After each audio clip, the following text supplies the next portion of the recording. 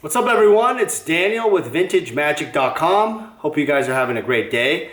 So today's video is going to be an Ask Daniel video. I was actually just got off the phone on Skype with a gentleman named Leo from Australia. He's from Sydney, Australia. And it was a really interesting conversation. Leo and I have been trying to connect. I think it's like really late there and it's really early here in Seattle area. Washington area. So we tried to connect several times, but it never worked out. But today I finally was able to connect with him. So while it's fresh in my mind, I want to go over kind of our conversation. But his question is a very interesting one. And as you see from the title, his wife is Russian and they met in the United States. He's from the United States originally. And they met in Vermont for, all places in the world. They met at Vermont. I mean, a Russian wife in Vermont. We were laughing at this because it's like, did she get lost or something? I mean, usually Russians go to Seattle, they go to the East Coast, but not really to Vermont. So anyway, that's an interesting story. I'll have to find out what exactly was that backstory. But in terms of his question, there apparently is a lot of legal fees that are involved to bring her to the United States. They're actually married, but there's a lot of legal fees. And the legal fees are $12,000 US. Side note, I've been seeing in the comments people have been saying, why don't you script your videos? Why don't you, I don't know, like stop mumbling, guys, if you don't like the videos, hit unsubscribe. Don't watch the videos. Will not hurt my feelings one little bit. But I will say that I did take notes for this video, and I'll show you the notes. Here we go. Ready? That's right. It's on a FedEx box. A FedEx box. I'm taking the notes on a FedEx box. I'm scripting the video. All right, that was for the trolls. Look, I know the rule. I know the way this goes. You're not supposed to feed the trolls, but I kind of like it. I kind of like jabbing at them because they honestly have nothing better to do but make comments that have absolutely no value. All right, let's get back onto this. Those of you who are following me and who actually are watching the video, who are still there. Okay, so Leo is a really nice guy. He is 30 years old from Sydney, Australia. His wife is in Russia trying to bring her back to the United States. It's going to cost about $12,000 legal fees. Some logistics here. He has no savings. He rents an apartment. Wants to have 2 to 3 kids. No debt. No student loans. No credit card debt. Or if he pays it off. He has a motorcycle that he has paid off. And he works as a sound engineer for a decent sized company in Sydney. He does like audio and sound. Very interesting job. Very cool to talk to him. What's interesting about this from Magic side is that he collected Magic back in the day, and he has sets. His full sets are Arabians to Scrooge. You want to look all that up? Scrooge. Apparently they're a Scrooge. Anyway, there was a set block that a Scrooge, I think that included Nemesis. I don't know, you'll probably kill me in the comments below, but find out what block that was. He also has some Power 9 cards. He's missing 5 of them, and some Alpha and Beta cards splashing here and there, and some extra cards here and there. All right, so him and I talked about some of the things we're gonna talk about here, but I do wanna share with you guys and kind of relate to, hopefully connect with some of you in this situation. All right, so first off, the most important thing here is he's a collector. He really wants to keep these cards for his nostalgia. But the other thing is he also has family and life, basically. And he really has a dilemma in here. He wants to keep the cards, but he needs to sell the cards. And obviously, I pointed out that, hey, family is first, right? Guys, I think you guys can all agree with this. Magic the Gathering is a complete luxury item. It is not something you are going to die with. When you die and pass away, they are not going to be around. So it's important to understand that, keep this thought in mind because I'll be going back to it, that when you pass away, these cards are just going to be passed down to your family, or you know, if you have emergencies, you usually sell them. So another thing, by the way, asset-wise, he has like $40,000 of studio equipment that he essentially is going to be selling possibly too. He's kind of going back and forth, thinking about what does he want to sell, what does he want to sell, and all that. Something about audio equipment and assets in that kind of range. General rule is that TVs, iPhones, audio stuff do not go up in value, ladies and gentlemen. It is not an asset, it is a liability in the sense that it's just a luxury item. But if you buy an audio equipment, one tip, you can always buy them on eBay, get them Craigslist or secondhand, and it's just the same thing. Just do a lot of testing of the equipment and you'll be fine. But I'm telling you, save some money where you can on audio stuff. It's a depreciating asset or basically a liability in my opinion. All right, so in this case, I told Leo, my advice is he wants to have kids. He has a wife he wants to bring over. He has no savings, zero, no retirement at 30 years old. And if you Google on, what is the savings recommended for a 30-year-old person with these dependents, it's like, I don't know, it's like at least a couple $100,000, $300,000 of savings, retirement, yada, yada, yada. It's a lot of money, and he doesn't have any. So, look, Leo should not be, I told him, hey, don't be upset yourself.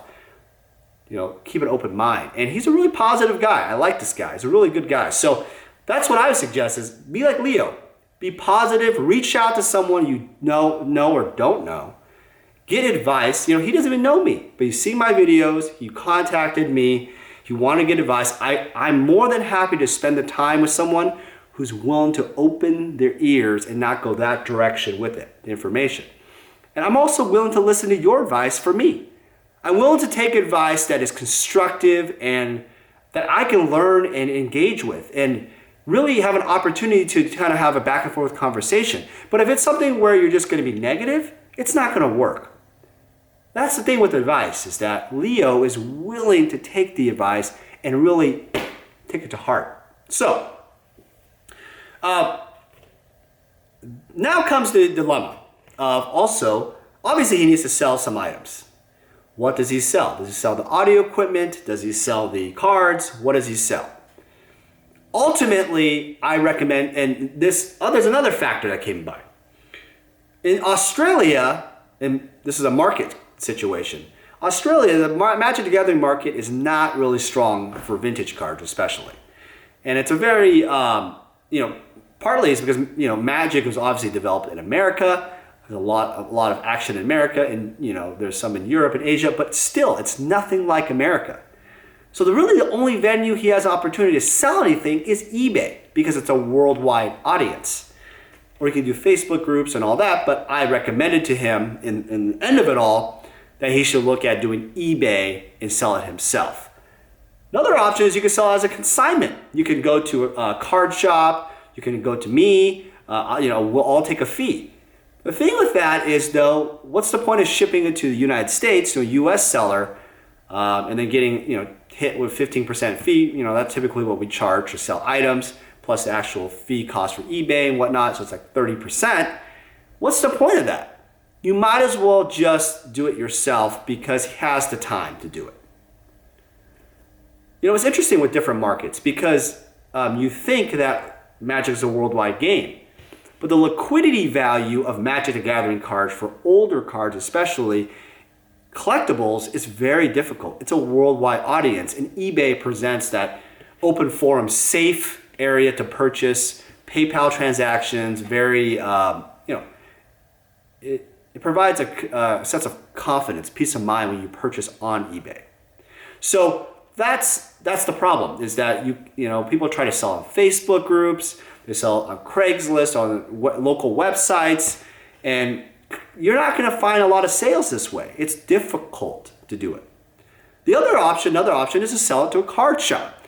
Now, card shops are, convenient. They're local. There's some positives there.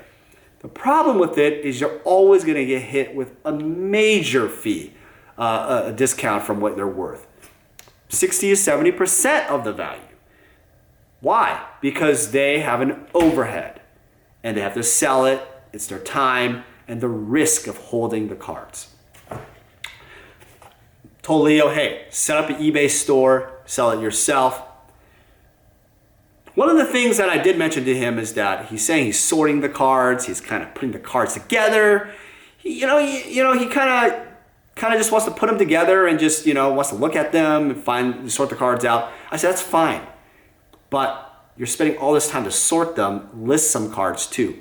Establish some sales, because he only has 3 months to get this thing done for $12,000. That's a lot of money. I recommended him to sell impact cards, because here's the end of the conversation. Is that he asked a really good question, like, are these cards going to keep going up? It sucks because I'm going to sell these cards. They're going to keep going up. What do I do? I explained to him that in the current marketplace, 2015 as a dealer was the peak. Right now, the market's going through a weird transition. It's gone down and up in certain cards, but it's relatively flatline. Of course, certain cards are up, but a lot of cards are down. And a lot of cards, for the most part, are flat. Here's the reason why. And it's back to what I said about the earlier part of scheme of life and what happens. And think about this for yourself. Most people who collected in the 90s and, or even, the 90s essentially, are now 30s, 40s, maybe 50s if they had the money to invest back in the day. They may have been, excluding card shop people or, tournament organizers, people that have accumulated hoarded collections because of that realm. The typical person back in the day had these cards, and if they've still kept them, are still collecting today, and they have things in their life. And they're 30s, 40s, and 50s. Think about this, guys. Think about this. What are you focusing on right now in the scheme of life?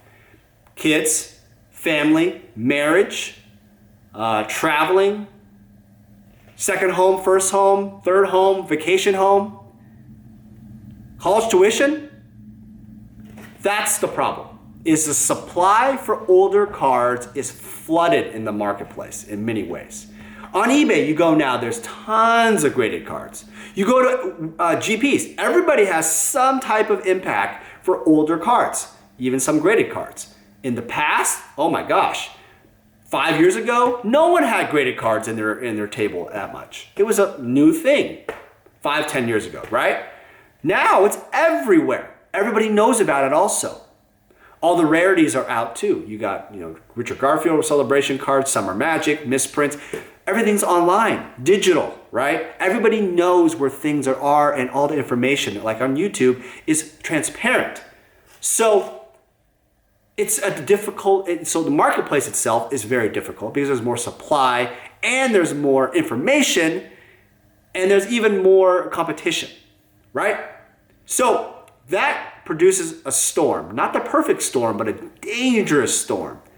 That if you feel like your cards are going to go up long term, right now is actually a dangerous time in the sense that, like Leo asked the question, are they going to keep going up? I said no. 2 to 5 years, definitely not. I think it's going to be flat. You're going to find deals. You're going to feel that deals on eBay, private sales. And why is that? Because the supply is high, but it's a timing factor. Look at Leo's situation, case in point. He has 3 months and he needs to get $12,000. How many times have you needed the money quick? And you ask yourself, how much savings in cash do you have ready for your personal life, your family, whatever? And ask yourself, if I had to liquidate that right now, what kind of hit would I take on my investment? Now you understanding what I'm saying? The situation is pretty real, isn't it? When you have to sell and sell quickly, in 3 months is still, to my eyes, pretty quick. Still some time, still quick. You are in a bad position. And today's market, while the prices still are stable in the sense that they haven't like dropped like 100%, 500%, whatever, right? Not like that. They still are down. They're not like what they were before. And high-end sales, even high-end sales, are very difficult because you have all this big supply, but the buyers are not growing exponentially. Before, there was a lot of buyers, and the supply, while it was always around, it wasn't available for purchasing, and the cars weren't graded as much. There was just less of it. There are markets that are healthy, keep growing in vintage areas, and we'll explore that later on. But I want you guys to kind of look at Leo's situation and understand that, take it as a grain of salt. That if you are broke and you're barely making it, you gotta start selling some of your luxury things. Leo said he had 40K of audio equipment. I recommend selling that too. I told him that he should sell the audio equipment, he should sell the cards. And I'll tell you why. And I told him to sell the bigger cards. Keep the smaller cards, Desert Twister from Arabian Nights, whatever, as nostalgia. But sell the bigger cards. Because when the shit hits the fan, you're gonna need the money. And you do not want to be in a position where you don't have cash ready to go for your family. And ladies and gentlemen, when you die, like I said in the beginning, when you pass away, when I pass away, the cards are going to go with me. They're going to go to my family and my business, but in general, right? I'm not taking them when I pass away. Thanks again for watching, guys. Hit subscribe, hit like button. Thanks again for watching.